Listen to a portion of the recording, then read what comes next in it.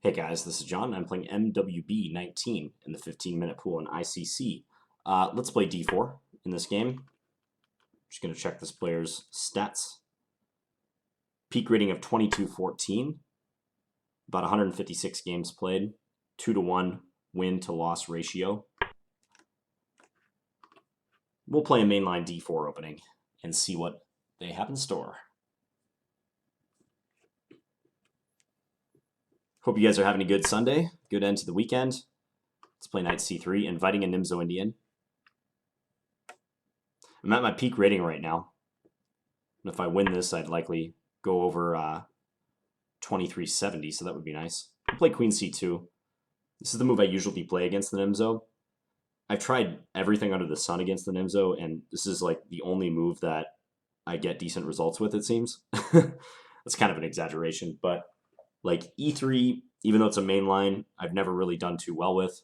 Knight f3 is interesting on move 4, like kind of a transpositional move. Excuse me. Sorry about that. Yeah, and there's other lines, of course, too. Like f3 is pretty sharp. I've never really played that line too much. But queen c2 is the traditional main line, and I think it's a serious challenge to Black's setup. Okay, so here a3 can be played, but knight f3 is interesting too, so I'll play that move. I've had a little more luck with knight f3 compared to the immediate a3. And this move has gained in popularity significantly over the past couple years. It's just a flexible way to play the position. Oftentimes you can try to play this coming setup in a way where you don't have to play a3. Black might eventually take on c3 without any prompting.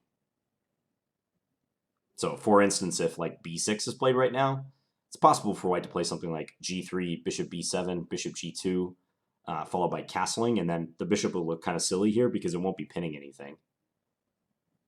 So you might be able to get them to resolve the problem, either drop their bishop back or take on c3 voluntarily. He's using some time right now, so that's promising for us. Check. And he takes. Okay, this is kind of what I've been talking about. He's going to voluntarily capture. Maybe he'll play knight e4 after this. That would be an aggressive way to play it. He could play b6, and we're going to get into like a sort of a mainline position where white was able to omit this move.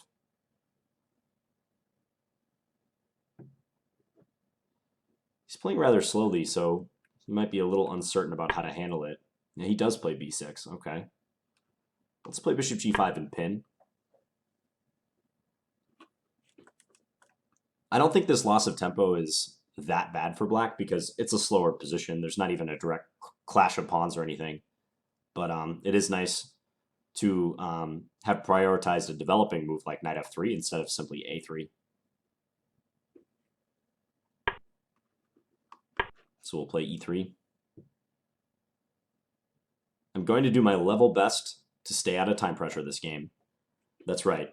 That's a promise this time. I know I say that every game and I still get into time pressure, but my goal going into this video today was to stay out of time pressure.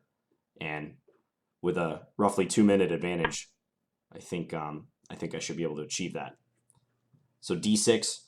Now, I kind of like this setup with knight to d2, which helps control the e4 square, because sometimes Black wants to go knight e4 and attack your queen.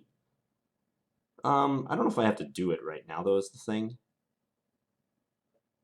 Might be better just to play, like, you know, bishop e2 or bishop d3. Let's do it, though. We'll play it like this. I'm expecting knight bd7. I also might put the pawn on f3 to, like, blunt his bishop. So I know this move like knight f3 like doesn't look, or knight d2 rather, does not look too direct.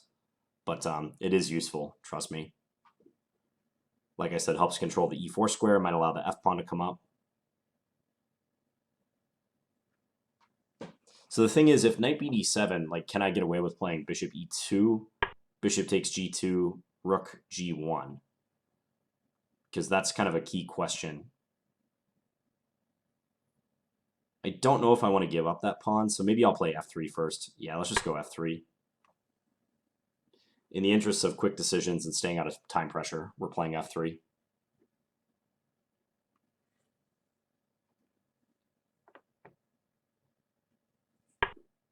He does play c5, so usually you want to take this pawn when they play that.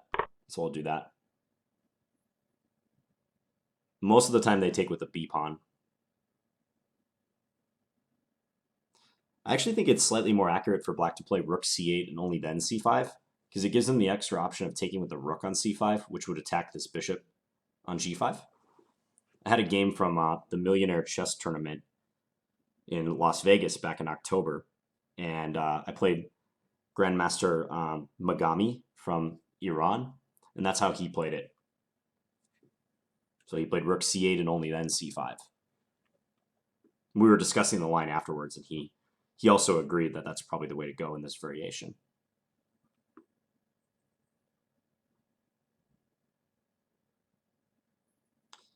He's taking his time. I mean, c5 is a move where hopefully when white takes it, you already have your response prepared. So he didn't spend too long there, though. That's okay. Now, do I bring the bishop to d3 or e2?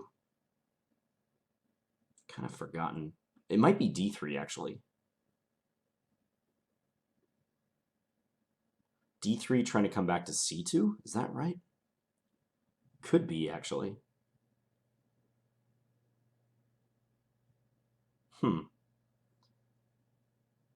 d3 is more active, but it is subject to attack with a move like knight e5. But we can always drop it back to c2 is the thing. Yeah, I think d3 is correct, so let's do it.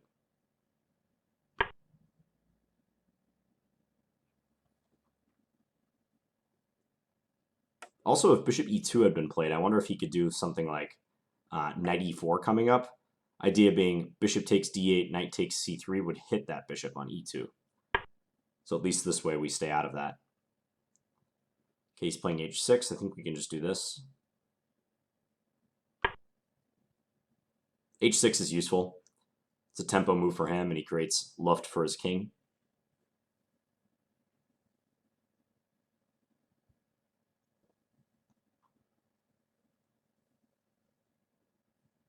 Grandmaster Dreyev is the expert in this setup for white. That's where I learned to play this setup and looking at his games. Dreev, Dreyev, if you want to look him up. Usually black plays queen b6, getting out of the pin and also hitting this pawn. He's opting for a more direct approach, d5. I don't really want to take that pawn because he takes the e pawn and then e3 doesn't make a good impression. So I think probably just castle here.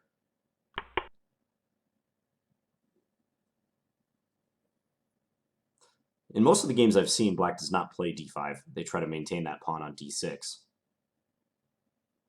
So we'll see how this works out for him. If I need to later on, I can play the bishop back to f2, maybe in the interest of guarding e3.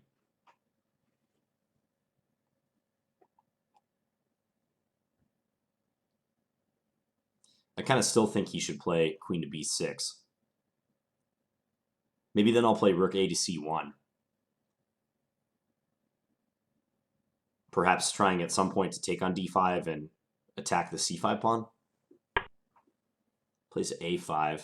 Rook f d1 would fit pretty well into most of our plans here.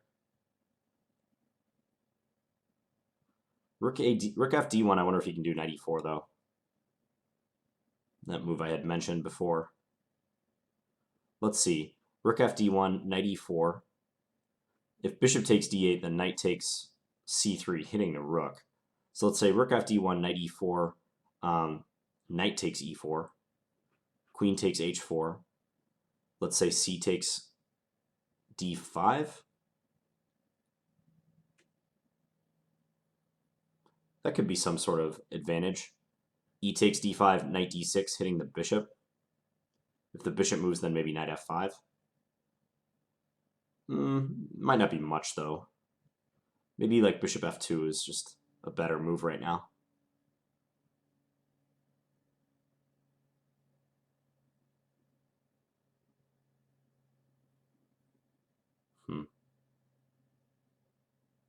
Rook f d1, knight e4, knight takes e4, queen takes h4, c takes d5, e takes d5. If knight takes c5 there, then he has rook c8 pinning.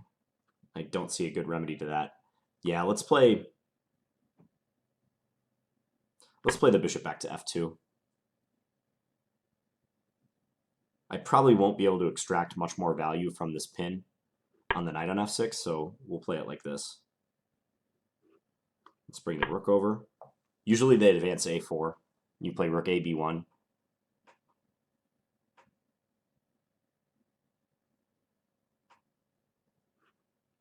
I saw positions like this in Dreyev's games, and it's kind of hard to describe like what white's plan will be from here. Much of it depends on how black plays. I mean, I would love for black to open the position up further, like take on c4 or do something active, because that's when I think my bishop pair will really show its strength. But if black just kind of sits there, we're going to have to take our time. Like maybe eventually we'll play a b4 pawn thrust, or maybe we'll take on d5. Maybe I'll maneuver this knight somewhere, because on d2 it's not doing much. It really remains to be seen.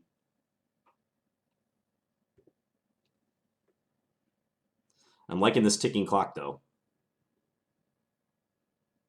Might be nice to try to win a game by putting our opponents under pressure on the clock, because usually it's the other way around. We have won some games doing that. My last game against the player Dark Unorthodox was a good example of that, if you want to look that up in my archives and haven't seen it.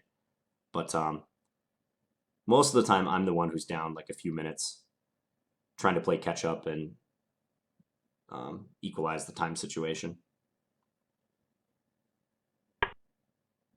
Plays rook fc8. Okay.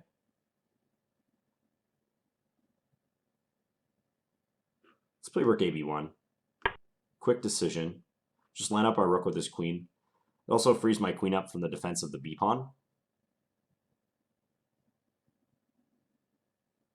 Overprotection of the b2 pawn. Nimzo-Indian would be proud.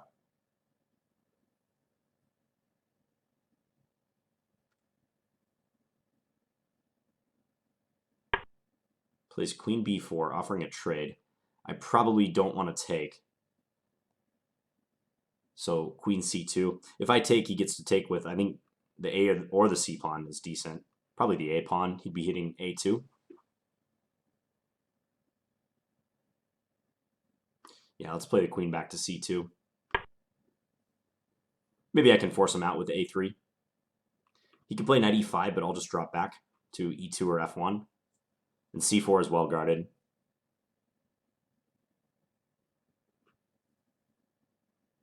My dark square bishop can pester him a lot, like bishop g3 or bishop h4. Pretty much whenever I want.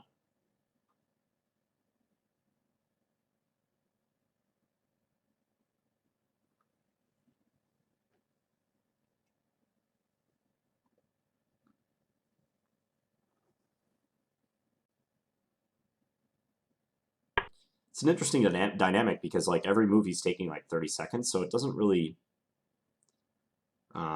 inspire me to find too much. I just kind of want to play simple moves and put the ball in his court. Okay, so bishop e2 or f1, both are reasonable. Let's put the bishop on f1. It's not as exposed there. I don't think there's too many advantages to having the bishop on e2. f3 is a bit better protected that way, but I don't think it's an issue. It looks like he's played some active moves, queen b4 and knight e5 over the past couple moves, but he's going to get pushed back. I don't really see where he's going with these two moves either.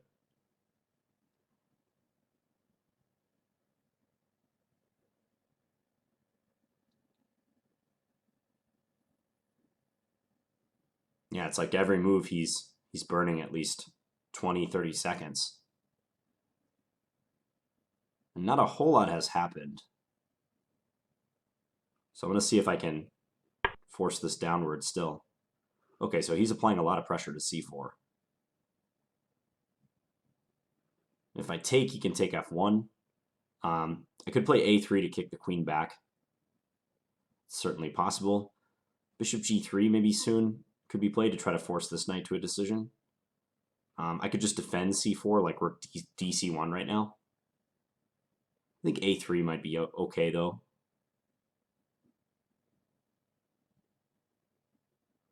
Not sure I want to create that hole on b3 quite yet, though. Maybe rook dc1 is better. Yeah, let's do that.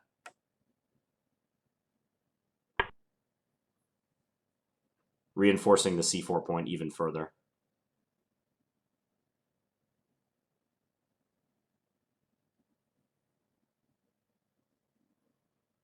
Also, in the event of an eventual capture on d5, we have one more attacker on the c5 pawn. He plays a4, aggressive.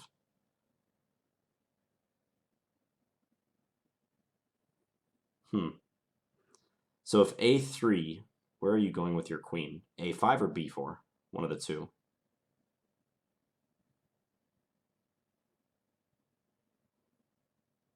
I could play bishop g3 right now.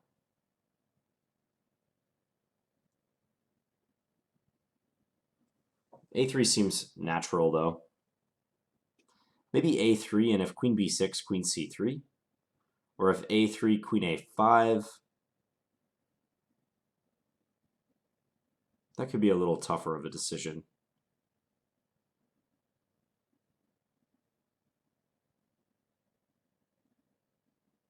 Bishop e1 could also be played.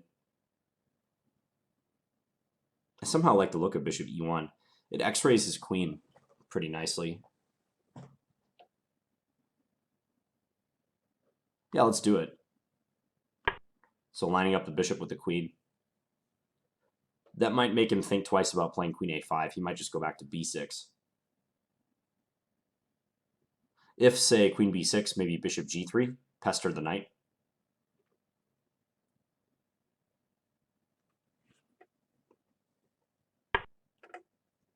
Yeah, let's do this now.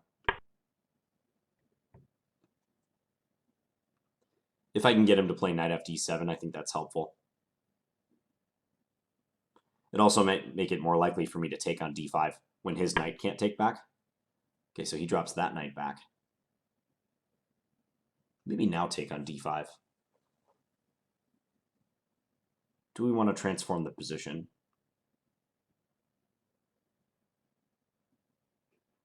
b3 is possible too.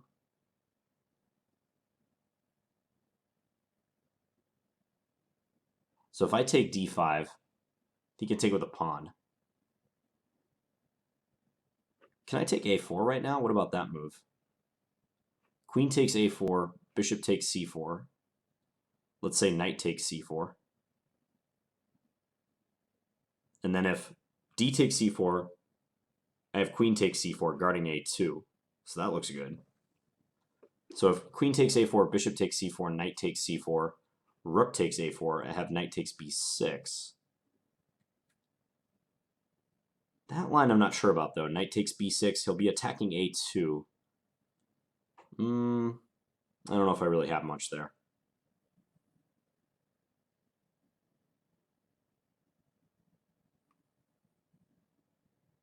Yeah, probably not.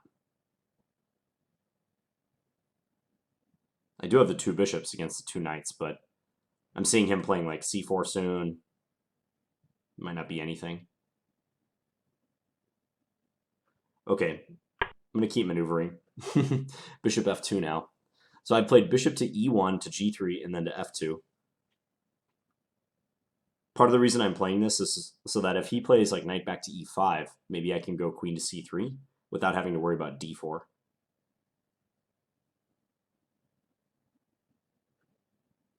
It's kind of a war of nerves at this point. Like, who's going to crack first? And I don't see any clearly advantageous way to open the position, so that's why I'm doing it like this. So attacking the knight. Maybe we can get him to play knight ed7 or knight fd7. He plays knight ed7. Okay. So he's just going to sit there. Makes sense. All right, let's play a useful move, h3. Classic case of I'm not entirely sure what to do, so let's play something that helps. Create an escape square for the king. Overprotect g4. Give him the move again.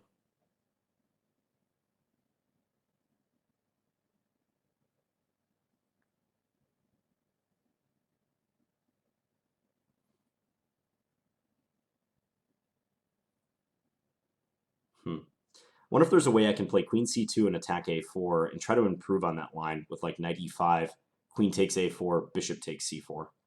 Just wonder if there's a way to do that.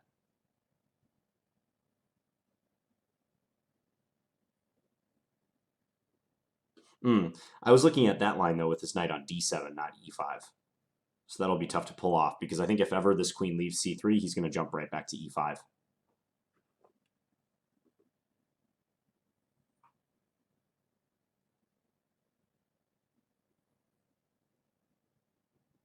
He's resumed thinking again. I don't know. I guess if I were him, I'd just be playing something quick, like rook a b8 or something.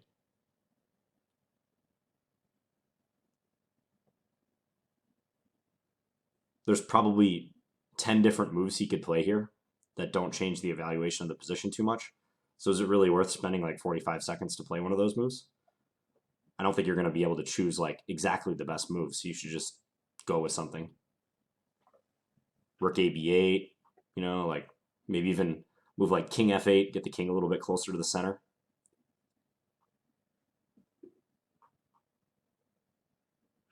Rook c7. He's going to be at 2 minutes pretty soon.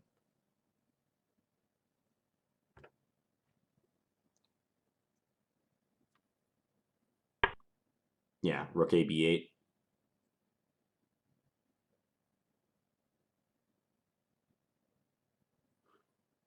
I'm going to go here again now and attack that a4 pawn. He goes right back. Okay, so this is the variation from earlier. He offered a draw. So if I take a4, he takes c4, knight takes c4, rook takes, I take b6, he takes the knight. I didn't think that was anything. I'm definitely not going to take the draw, though. Maybe I can play g4, although g4 is kind of weakening. I probably shouldn't do that.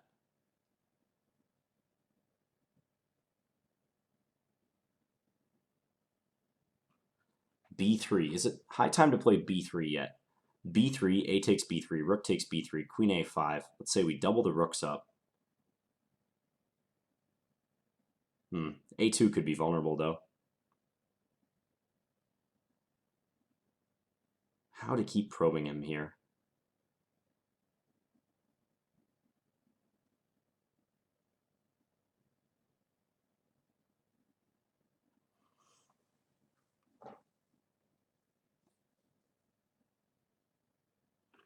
e4, he'll play d4.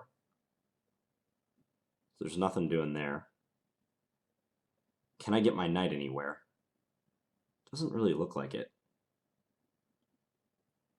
There's no clearly good squares.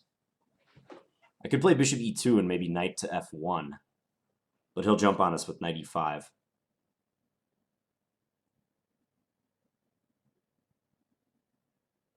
I can take d5. I can always do that.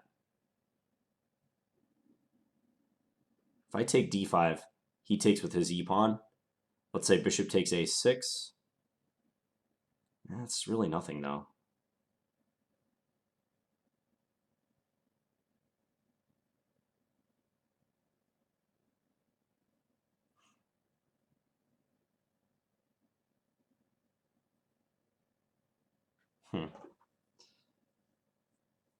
I want to do something constructive. Also, I think he knows that I maybe just been trying to run him low on the clock. So he's probably going to be moving quicker now. Maybe g4 is not that bad, though. It looks a little crazy, but what's he really going to do about it? g4, h4, g5? Okay, let's do it. It's a little bit crazy. And it weakens f3 and h3, but I think this can make him think again, and I do have a clear plan in mind. Okay, so he's going there. I think queen here is still decent. This pawn is guarded by my knight. Well, he's going to take c4. Okay. Interesting. Now, before I take this pawn, let's keep his knight out of d5. You can't really defend this pawn anyways. So let's just make sure that knight doesn't get anywhere active. Go attack it now. Actually, I might not even take this c-pawn. I might just wait for a while. I'm gonna play bishop g3 coming up. All right, things have opened up. Not sure he should have played that last move. That was probably not a good idea by him. Rook d5 maybe? Rook d2. Rook d2 looks pretty decent. Let's just do that.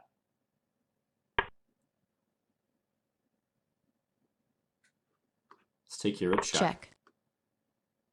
So maybe we're going up a pawn now. Looks like we are.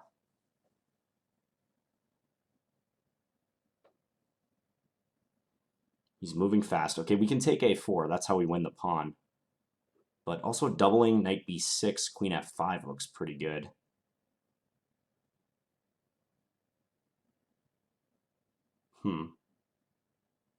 Yeah, I'm not going to take the a-pawn. I want to keep the initiative. Wow, he actually plays his knight back that way. It's surprising.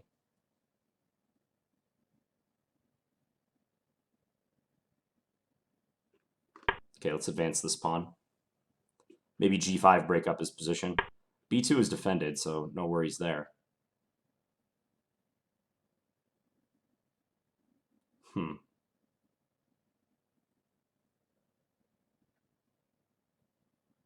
That could be a good move. Let's continue with this. He can play rook b8, though. I'm going to break this up. Let's try to get at his pawns.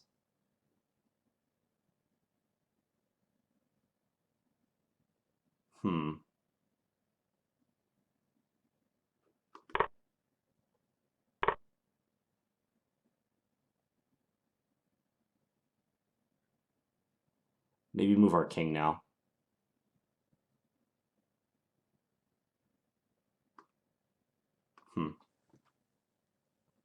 Yeah, let's say king h1. We'll get out of the way.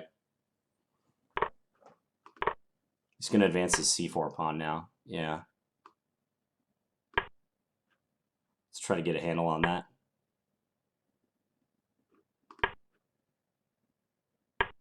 This guy's not going to sit around and wait for me to flag him. That's for sure. So I'm actually down a pawn now. Interesting how that turns around. Let's go attack this pawn. He has king g7, though.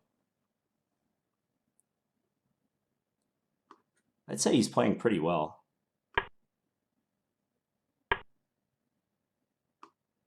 Check. We're both like in blitz mode now. Let's guard the second rank. Maybe rook g2. Trying to go in, come attack. Check. He's got to be careful.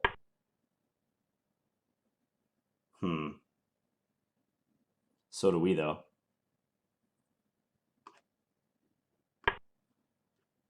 Ooh, I don't know about this. For us.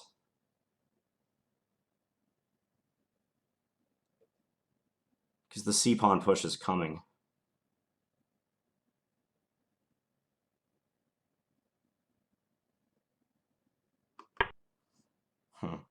And he's just going to do that.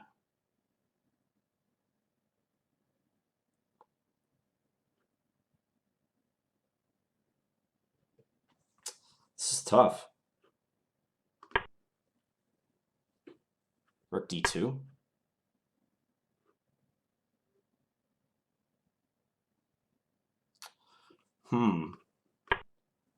Gotta try something. Go attack that c-pawn. Check. Check. Guess we'll hide our king. Give a check here. This king is going to defend, though. All those checks. Yeah, I think we're busted here. His knight does a good job of defending everything. Time warning. Check. I mean, I'll try it, but I just don't really see... We're not getting anything. Yeah. Yeah, good game by him. Wow. All right, yeah, I resigned. He outplayed us at the end. Maybe I waited too long to make my move. Maybe I should have just taken the pawn on a4. I didn't want to allow knight e6, though, him trying to get into d4. Impressive. Okay, well, let's have a look. Check. So he played in the opening that early bishop takes c3, Check. which I don't think is really good, but maybe he just wanted to get a setup similar to what he had in previous games in this line where white does play a3. Hard to say. So I got like our normal setup, or the normal setup that I have in this position. Take on c5. But I have seen this before where like white does have the bishop pair, but it's hard to open the position.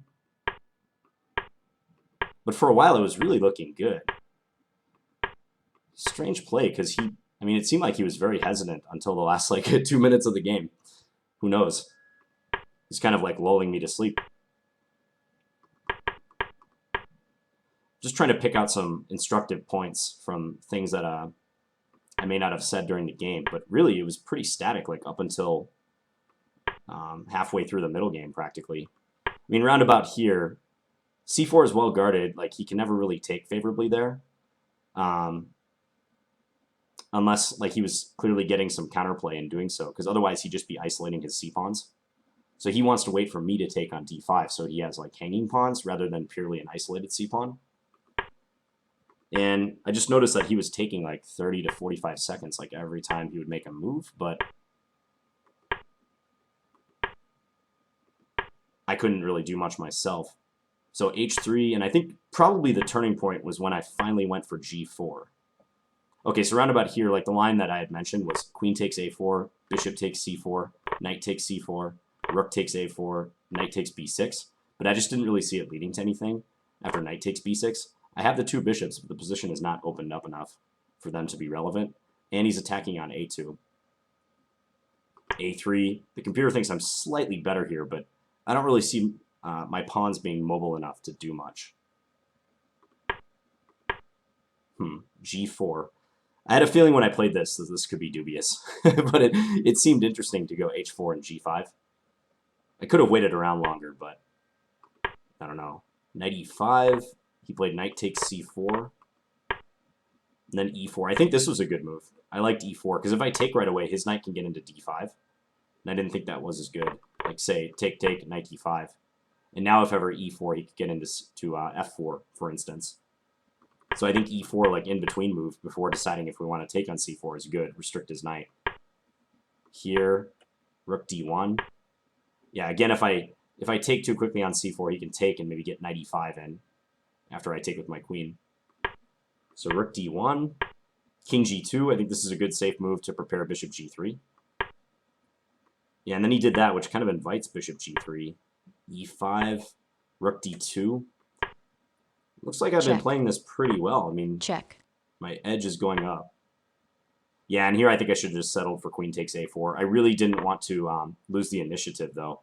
I thought he would go like knight f8 and try to work his knight in somewhere here. And yes, I'm up a pawn on the queen side, but it's a long ways from making itself felt, and it'll be a slow conversion. Yeah, again, I should just take the a4 pawn and allow knight e6 and just deal with his knight coming into d4, the computer says.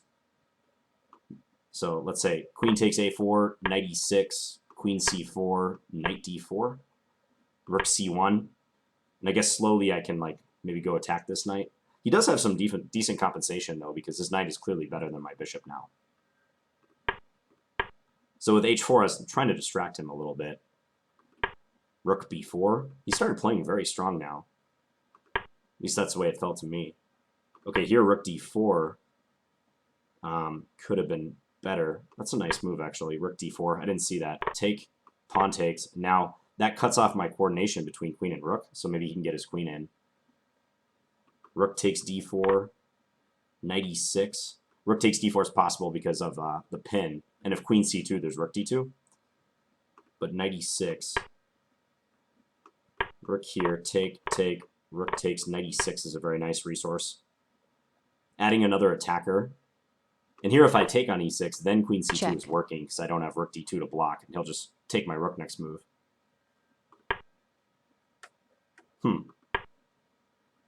So here, I played g5, kind of over-pressing, and he just grabbed on b2. Yeah. If I could take anything back, it would be this h4 move. I think that just kind of got it in my head that I was going to run him over on the king side without having to address the queen side. But that was kind of a pipe dream. Take on f6, and he was moving fast and playing accurately too. c4, rook c8, h5 even. h5 could be useful. Stops me from playing h5. Yeah, then his knight can actually use the g6 square.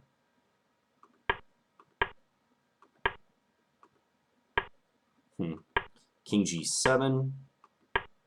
Yeah, and he keeps everything defended. Queen guards both the pawns, defends his rook. Rook d7, and he slowly just wormed his way into our position. I was doing my best to try to scare him with threats, but nothing ever worked. And here my best bet is to trade queens and try to hold out, but it's already -2 roughly.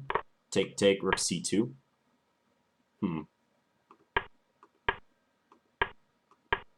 Yeah, now it must be lost. His c-pawn just runs. Check. Yeah. Check. Now this is losing. Probably the decisive mistake was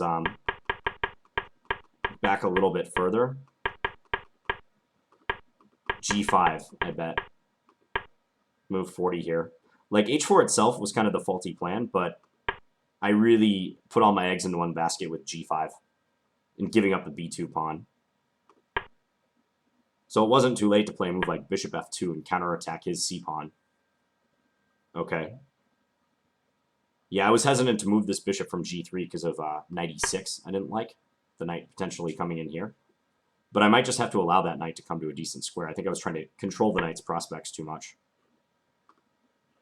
So, yeah, I'll have to look at this line again. I'm not sure I would repeat this line for white. I might have to find some sort of improvement. I mean, him taking on c3, of course, is fine by me, but maybe this whole setup with the two bishops but having no good pawn breaks, it's nice for white. You can play a lot of like useful moves, but maybe there's not really a good plan. So, interesting game. Might have jinxed myself with saying I was close to my peak rating. Mental note, don't do that. All right, hope you guys enjoyed this game. I'll be back tomorrow with another standard video. Thanks for watching, guys. Bye.